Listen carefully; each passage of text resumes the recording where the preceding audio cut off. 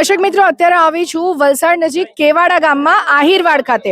જે અહીંયા આહિરવાડ જે છે ત્યાં એક કંપનીને લઈને મુદ્દો છે અને ગામના સૌ રહેવાસીઓ આજુબાજુના જે કંપનીની બાજુવાળા અહીંયા ભેગા થયા છે અને શું વાત છે એમની પાસેથી જાણીએ. જી, આપનું નામ જણાવશો? કલ્પેશભાઈ રામુભાઈ આહિર, કેવાડા ગામના રહેવાસી. કલ્પેશભાઈ, આહિરવાડમાં જે આજે મુદ્દો છે આ કંપનીને લઈને શું છે આપનો વિરોધ અને શું સમગ્ર પ્રક્રિયા છે? અમારો વિરોધ એ છે કે કંપની અનલીગલી બનેલી છે, બોગસ દસ્તાવેજ છે. ટોટલી અમે જ્યારે ગ્રામ પંચાયતમાંથી માંગણી કરવામાં આવી ડોક્યુમેન્ટની તો એ ચકાસતા ટોટલી ડોક્યુમેન્ટ બોગસ છે. શું નામ છે કંપનીનું? કંપનીનું લેક્ટ્રો ટાઈમ કરીને કોઈ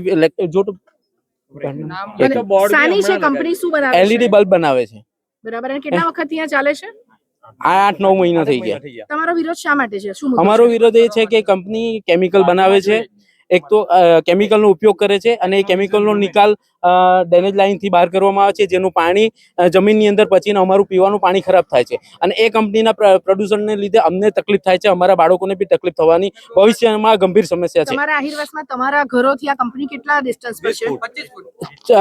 લગભગ 24 ફૂટ. 24 ફૂટ. અને જ્યારે અમારી જે ઘરની હદ છે ત્યાંથી 24 ફૂટ પર છે કંપની બની ત્યારે કોઈ સંમતિ બધાની લેવામાં આવી હતી? ના, અમારે ગામ તરફથી બી કોઈ સંમતિ નથી લેવામાં આવી કે કંપની તરફથી બી નથી લેવામાં આવી કે અમને કોઈ એવા ડોક્યુમેન્ટ બી રજૂ નથી કરવામાં આવ્યા કે ના વાંધા પ્રમાણપત્રો બી અમને ગ્રામ પંચાયત કે કલેક્ટર તરફથી કોઈ પણ તરફથી ના વાંધા પ્રમાણપત્રો બી નથી. અને કંપનીએ જે ડોક્યુમેન્ટ અમને જમા કરાવેલા એ જે અમને આપવામાં આવ્યા એમાં બી ના વાંધા પ્રમાણપત્ર નથી.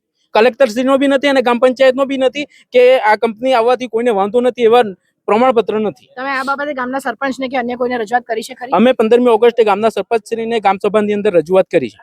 શું જવાબ મળ્યો ત્યાંથી?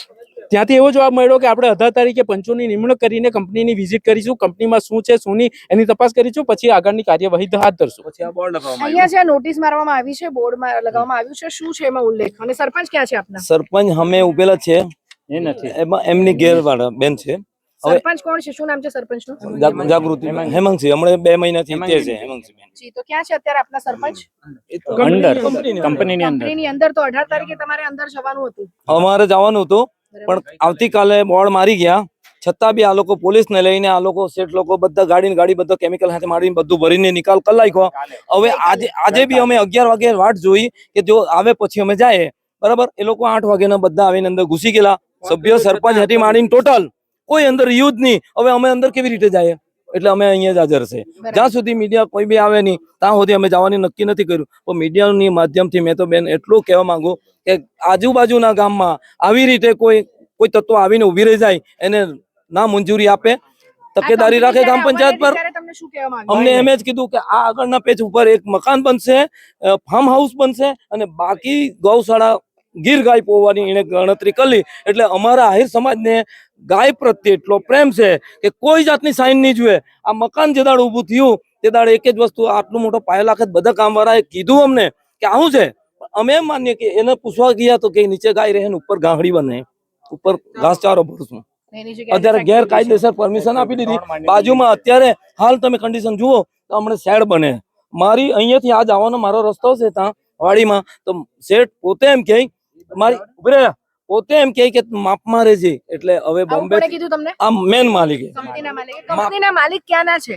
બોમ્બે ના. શું નામ છે એમનું? એમનું નામ સુનિલ કે શું નામ? સુશીલ ગુપ્તા. અત્યારે ગ્રામ પંચાયતના સભ્ય પણ છે આપણી સાથે, એમને પૂછીશું. સભ્ય તરીકે તમારી કોઈ મંજૂરી લેવામાં આવી હતી ગ્રામ સભામાં કે કઈ એવું કઈ ઠરાવ કર્યો હતો આ કંપની માટે? કે લેખિત મને કોઈ જાણ નથી. સભ્ય તરીકે તમને પણ જાણ નથી. તો શું કહેશો આ સમગ્ર મુદ્દાને? જે આ જે સમસ્યા છે, આ સમસ્યા જો નું નિરાકરણ નહીં આવે તો શું પગલાં લેવામાં આવશે?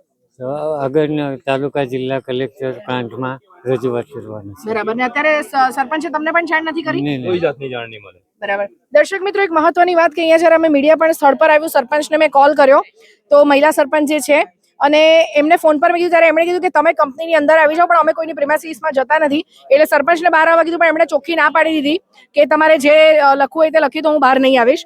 તો સરપંચ તરીકે ગ્રામજનોની સાથે શા માટે નથી ઉભા એ પણ એક પ્રશ્ન છે. ગામની મહિલાઓને પૂછીશું કારણ કે મહિલાઓ આખો દિવસ ઘરે હોય છે. માસી, શું કહેશો આ કંપની મુદ્દે? કંપની અમારે બંધ કરાવવાનું પ્રયત્ન કરીએ છીએ કારણ કે અમને બધાને વાહનો આવજાવ કરે, અમને 10 મિનિટ સુવાનો બી આરામ નહીં મળે ને એટલા બધા હેરાન થઈ ચાલ્યા છે પણ અમને એ લોકો ગણતા જ નથી. હવે શું કરીએ અમે?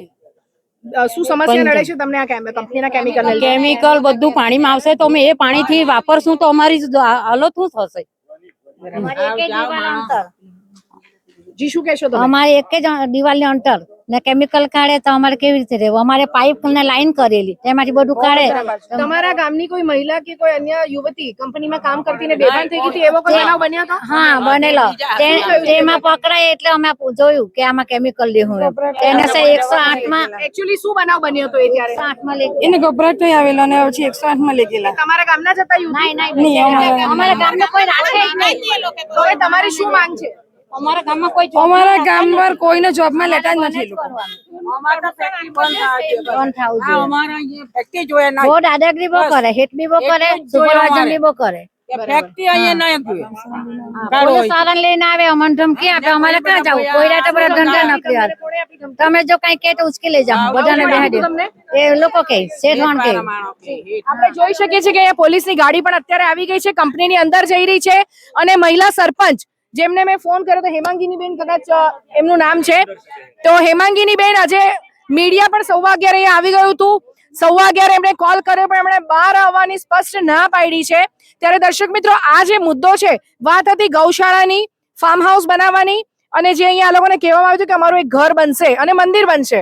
તો આહિર પ્રજા જે છે, ભોળી પ્રજા ગૌ માતાની સેવા માટે હંમેશા તત્પર હોય છે અને ગૌશાળાને લઈને એ લોકોમાં ખૂબ જ આનંદ હતો, પરંતુ બતાવ્યું કંઈક અને આવી ગયું કંઈક. તો આજે છેલ્લા 5-6 મહિના ઉપરાંતથી જે એમની સમસ્યા છે અને આજે ઉગ્ર આંદોલન તરફ જ્યારે થવા જઈ રહી છે, ત્યારે આ સમસ્યાનો શું ઉકેલ આવે છે અને ગામના કેવાડા ગામના આહિરવાસના ગ્રામજનો હવે કઈ જગ્યાએ રજૂઆત કરે છે, આપણે જોવું રહ્યું. દિશા દેસાઈ, દિશા ન્યૂઝ, વલસાડ.